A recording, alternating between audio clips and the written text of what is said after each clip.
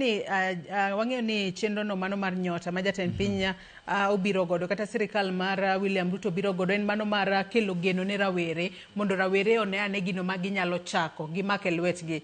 Odhi kelo geno higani koso kodhi kelo geno Brian? Ok aparo kodhi kelo geno. Dolphin, ang'e ni imbe nitiere kod paro. Ang'e ni joma thoth nitiere kod paro. Dolphin.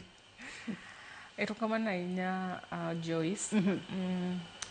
An gima nyalo wacho, nadwaro ga dok gima wadwa no wacho about the issue of registration. Owacho maber ni the youth ok register. Ki compare the number of youths ma wuok the register ni piny kaluwore gi jodongo. Aparo ni ok en hero margi. First of all, king'iyo IBC registration stations gin very scarce. Again, ntiere weche ma jatend piny osebedo ka bayo ka gintiere rallies samoro thiano en oseng'e gima biro timre ineno. Koro mano be goyo chuny rowere gineno ni ka koro kamae kaka wuoyo to koro awuog nang'o adhi akaw kura to kucha ibiro dhi wal godo mbele ku. Mano is also another factor that contributes to people not going to take votes. Another thing and aware about the proximity. Iyudo ka giketo registrations go mabor. Ki compare with the previous years, ne gigo ni almost kumora mora. But sani ka wacho kata kumadake ntiere mana achiel. Tiyudo achiel ni ji wuok maboyo to youths mang'eny ing'e ni onge tich, youths gionge kata pesa moidh godo matatu ochop those polling registration stations mondo gidhi gitimang'o mondo gidhi gi register. Another thing, jodongo mwawacho ni kawo kura gi. Jodongo ng'eny gi iwuondo gi mogo. Mogo mana makawuono to gin gisedonje box. So magi manwawacho kata higa mokalo Disemba kane wan dala.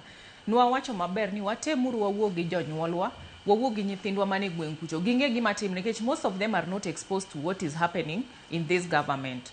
Gin ka ji odhi sirkal odhi kuno to oket mogo kanyo to oket skari gin koro ging'e nade. Mano koro ngima dhi maber.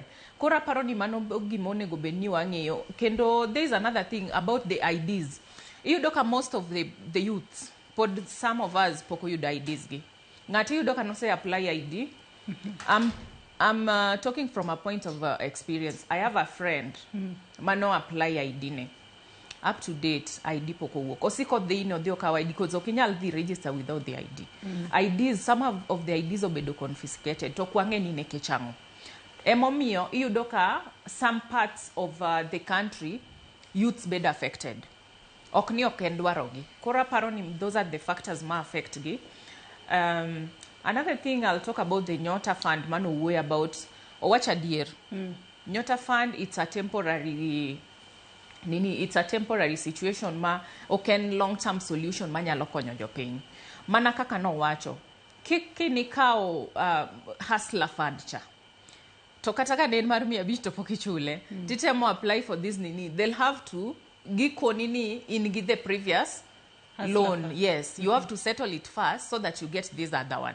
But people who don't have the previous hustler fund ka gitemo apply ok dhi through. Kora paro ni ntiere few individuals mobedo chosen to drive the narrative ni people are benefiting from this Nyota fund, but not every youth.